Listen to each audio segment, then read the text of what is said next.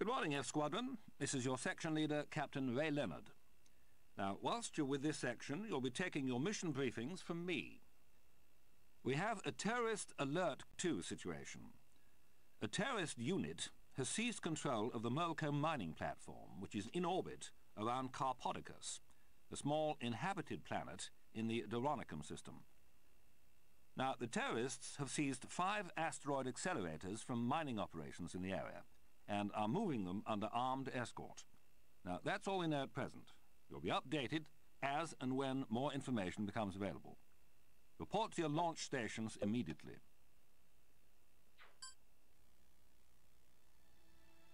Diary, Entry 1. This isn't the kind of thing I'd normally go in for, but apparently the keeping of a personal diary is standard military procedure. Some shrink reckons it promotes self-awareness and dissipates the tensions of the day. Personally, I've always found that a cold beer or 6 is the best way to dissipate the tensions of my day, so I think I'll get my 5 minutes of navel gazing over with now. Okay, this is Squadron Leader Bridge. Listen up, you rabble. We're about to enter a Code 2 situation. That indicates a threat to civilian life. If you all access your tactical computers, you'll find we now have a little more to work with. There are 5 major mining vessels around Carpodicus. The largest is the Molko platform. Each of these operations has an asteroid accelerator, the device used to propel large chunks of mineral-rich rocks into orbit, ready for the next stage of the mining process. As can be seen, the accelerators are made up of single rings, which makes them powerful enough to do the job but limits their use for hostile means. From their current movements, it appears that the terrorists presently occupying the Molko platform are seeking to overcome this limitation by realigning all 5 rings to create one immensely powerful and potentially deadly weapon.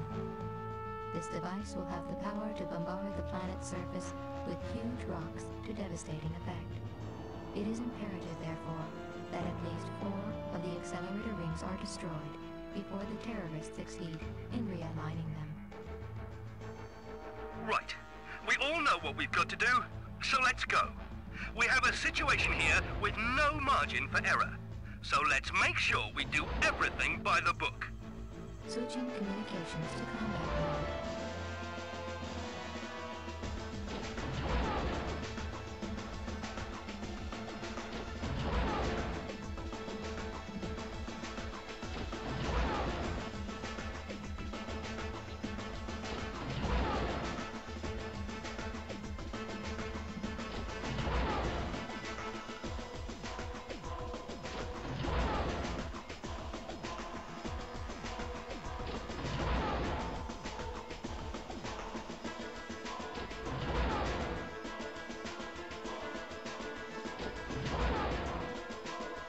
I got one!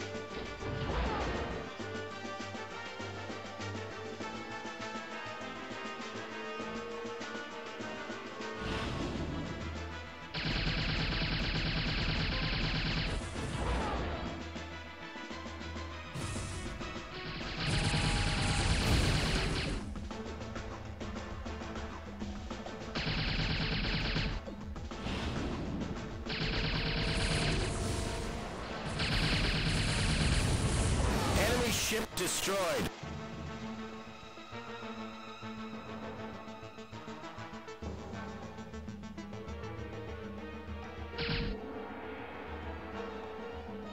Damn it! We've got to stop them firing that thing. Concentrate all your firepower on the Asteroid Accelerator. Mayday! My shields are down. I'm taking damage.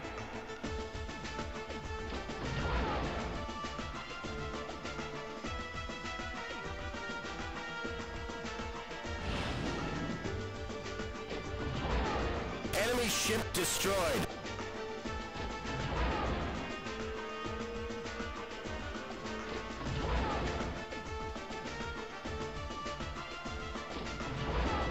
Backup! I need backup!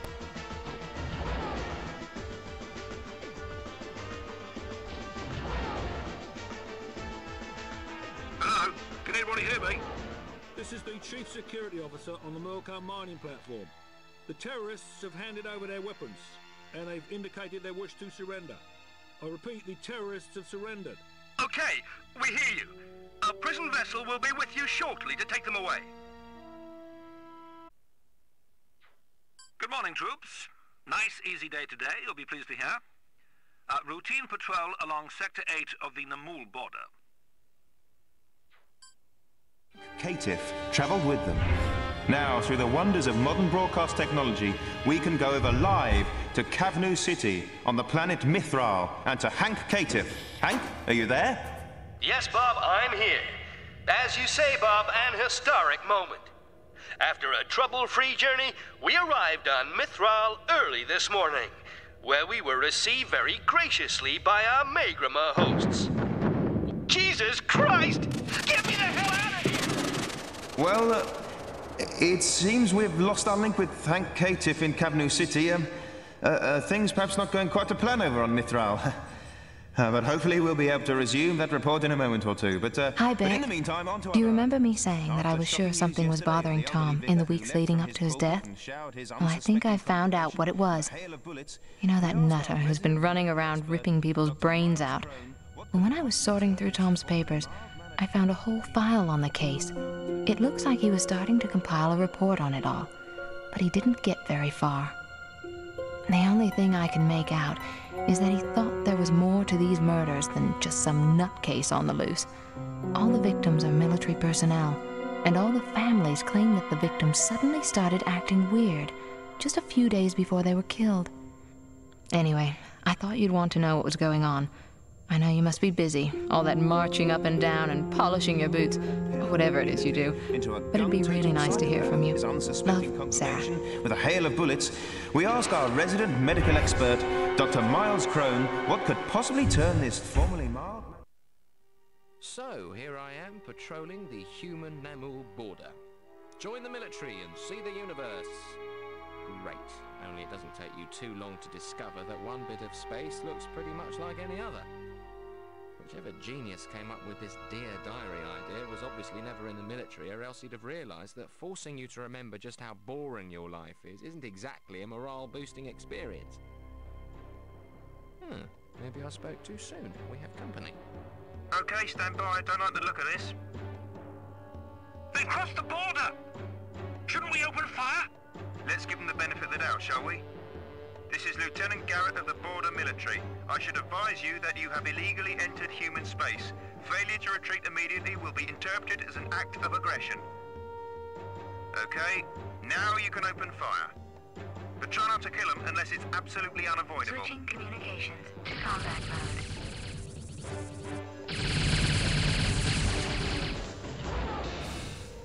You have an enemy fighter coming in.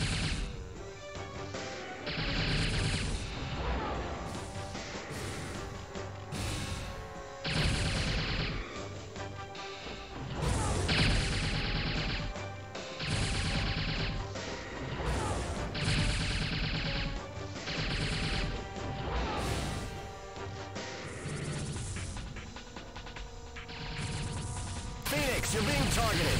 Watch out for other fighters.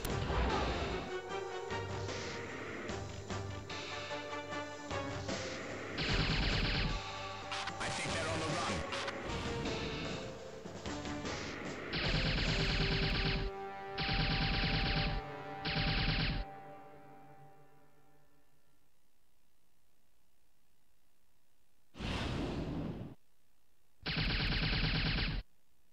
Let them go. They're back in their own space now. What was the point of that? That's the Namul for you. I guess they were just testing us out. They're a tribal species. They have scuffles like this all the time amongst themselves. I suppose we're just another tribe as far as they're concerned. Well, it livens up the day, so I'm not complaining. Hi, Beck. Can you believe it? Someone's got to Dad. Of course he denies it. Says he just wants me to let it go, that my pushing so hard for an investigation into Tom's death is becoming an unhealthy obsession. But I know there's got to be more to it than that. Every time I ask any questions, I get the brush off. And now Daddy? Of all people! That just makes me all the more certain that someone's got something to hide. And if Dad's under orders, then it must go right to the very top. The frustrating thing is, whatever I might suspect, I can't get anywhere. That's why I'm packing in my job. You know, I've always pretty much hated it anyway, and now I just feel as if I can't trust anyone anymore. I wish I could see you, Beck, and talk to you properly. You know, I really worry about you, especially the way things seem to be heading. Did you know that the Federation is blaming the Namul for the bombing of that Megrama city? And as far as I can tell, they didn't even wait to be sure of their facts before they launched retaliatory strikes. Diplomatic relations between the Federation and the Namul have been completely severed, and war is beginning to look inevitable. I don't see any reason why we should get involved, but anti-Namul feelings are running pretty high, and the media are just feeding it. Any warmongering extremist with an axe to grind is getting airtime these days. If this thing escalates, you're going to be in the front line. Please look after yourself, and stay in touch. Love, Sarah.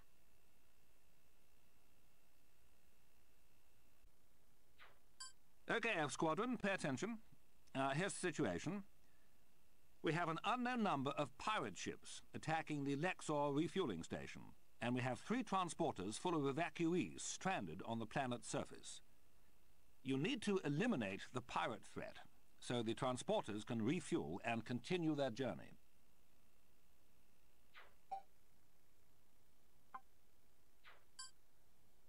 Looks like Sarah was right. The powers that be have decided the Federation are the good guys, so the Namul must be the bad guys. So we're under orders to create a demilitarized no-go zone along the Namul border. The people in colonies, which fall within this no-man's land, have no choice but to pack up what they can and leave. And of course, there's always some lowlife waiting to take advantage of other people's misfortune. That's what we're here to deal with right now. Squadron Leader Bridge here. Okay, you all heard the briefing, so let's get to it. Switching communications to combat mode.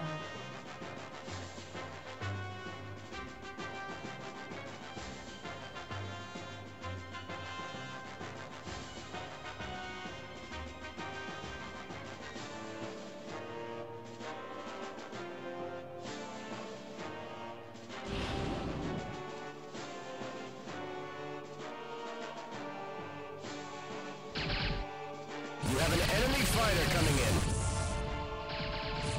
I'm outnumbered and taking hits. Back me up, people!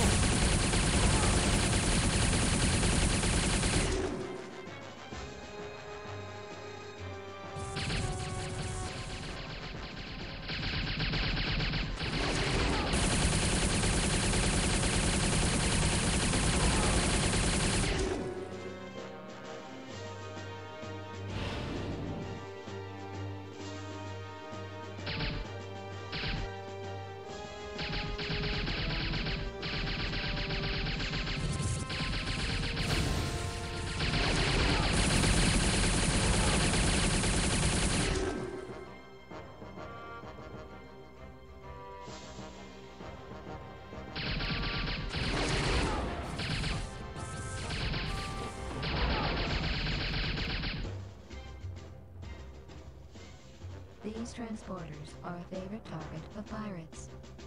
F Squadron, you will provide them with an armed escort to the Emilian system, where the carrier, Archimedes, will take over. That involves traveling through 2 jetfleets and a stretch of space in between. You can expect trouble en route.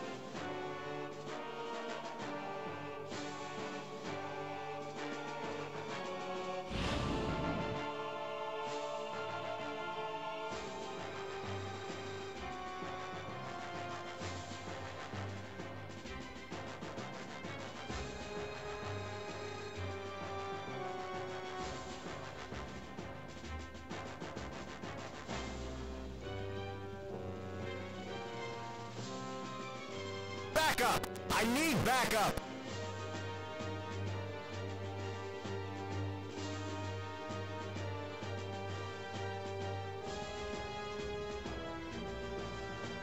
Backup! I need backup!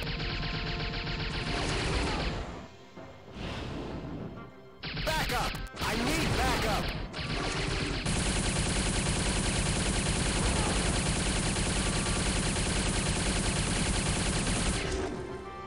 I could use some help here. My guns are out! Mayday! My shields are down! I'm taking damage!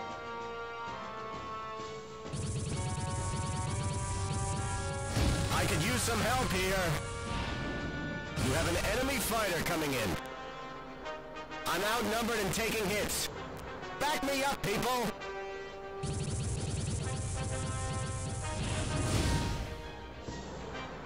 I'm outnumbered and taking hits. Ah, shit! Back me up, ship's wasted!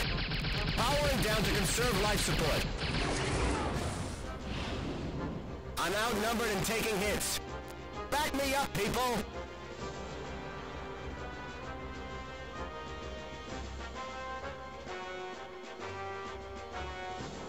Mayday! My shields are down. I'm taking damage. All systems offline. Damage critical.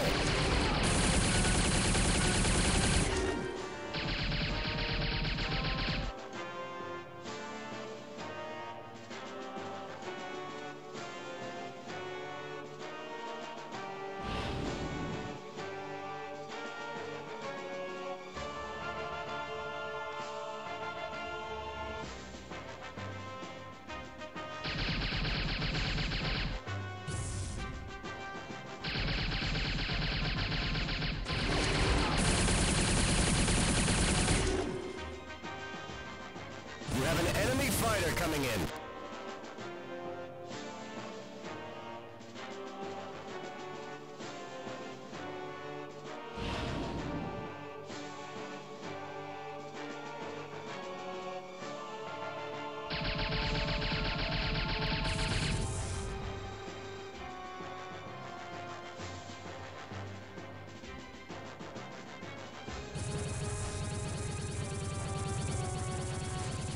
You have an enemy fighter coming in.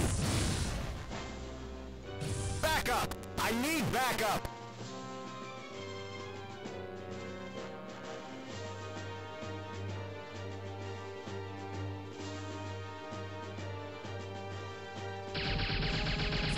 You have an enemy fighter coming in.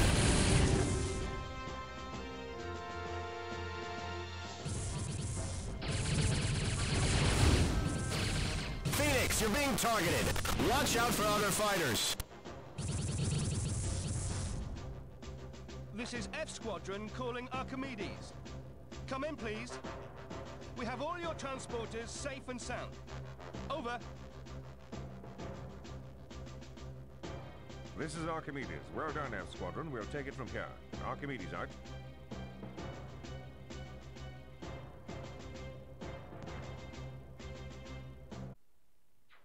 F Squadron, you are to escort our ambassador to a safe house within the demilitarized zone, where he'll meet and conduct talks with the Namul ambassador. Now, this is a very sensitive situation, and strict military protocol must be maintained at all times. That is all.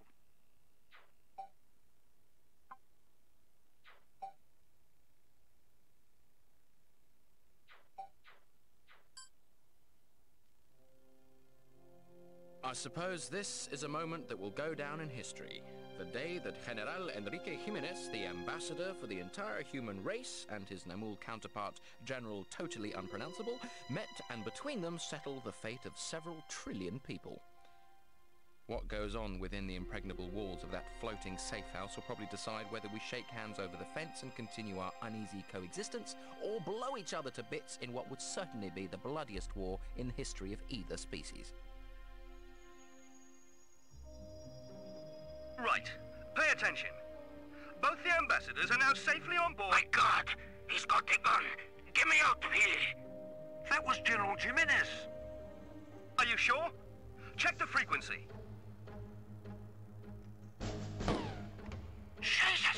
He shot him!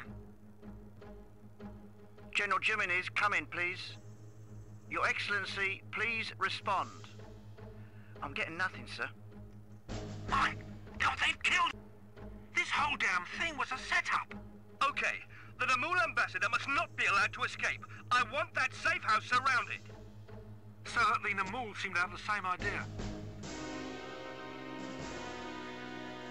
Under no circumstances can the General's murderer be permitted to escape. Destroy any enemy ship which tries to approach. Switching communications to combat mode.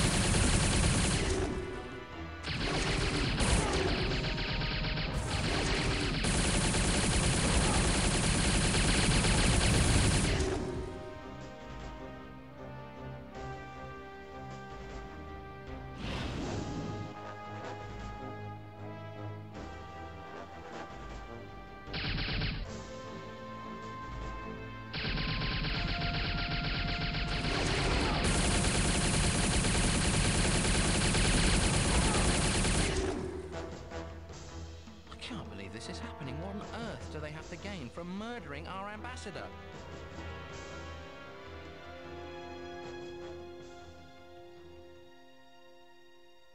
You guys sure don't waste any time. How come you got here so quick? We were on standby as a precaution. You have to be prepared for any eventuality in a delicate situation such as this. You'd have to have a pretty wild imagination to predict that eventuality. Maybe recording this diary is making me think too much. Or else Sarah's conspiracy theories are catching.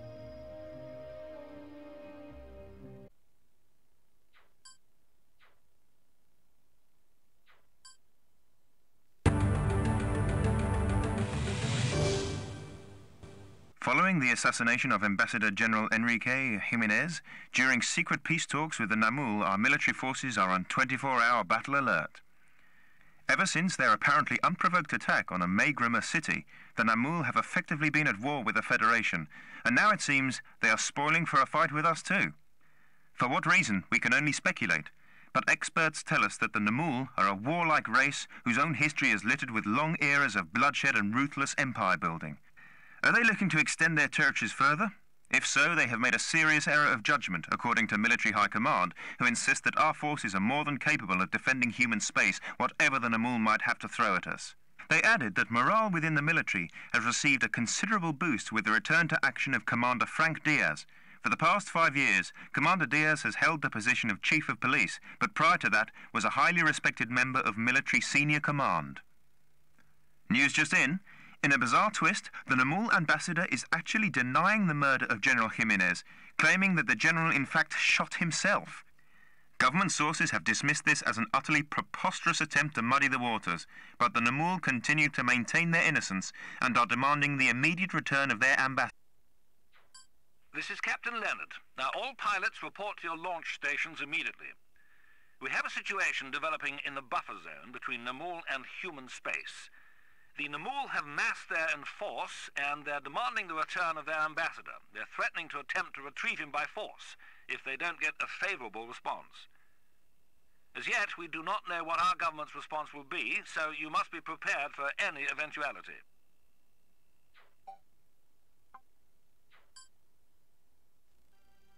Pay attention, please. This is Squadron Leader Bridge. I have just been informed that the Namul ambassador is to be released. Obviously, this is a very sensitive operation, so until the General is returned safely to the fold, all weapon systems will be disabled. We can't run the risk of someone getting trigger-happy and sparking off a conflict. I can't believe we've fallen for that fairy tale about Jim and his shooting himself. This isn't about falling for anything. It's about whether we want to get drawn into all-out war.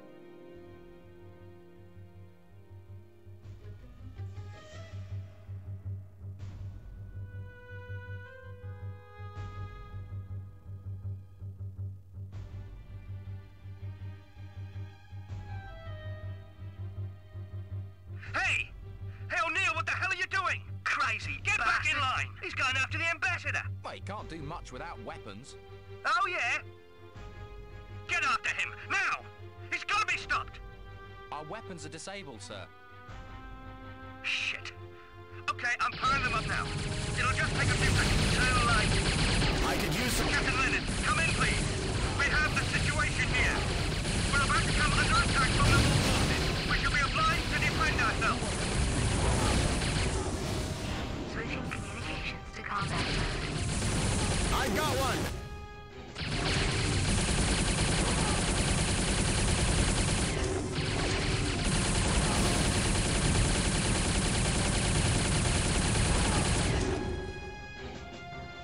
Enemy ship outnumbered and taking hits. Back me up, people!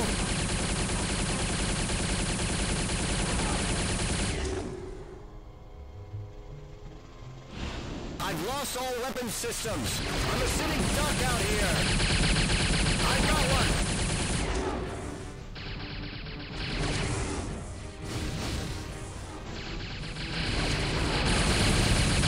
Watch those stray rounds, Phoenix.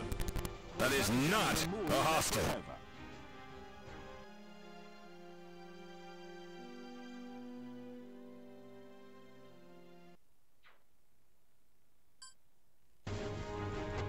This evening, at 1900 hours military time, we were informed that the human race has allied itself with the Federation, and we're now officially at war with the Namul. Not a huge surprise to anyone, but I think everyone kind of thought that something would happen to stop it. That someone would back down. What's weird is how quickly people are getting used to the idea and getting all, well, patriotic, for want of a better word. I suppose ever since we made contact with other species, there's been an undercurrent of fear and paranoia. I guess those ancient myths of the inevitably hostile alien bent on destruction are too deeply ingrained to be shaken off in a few short years. Well, now it seems all our worst nightmares are about to come true.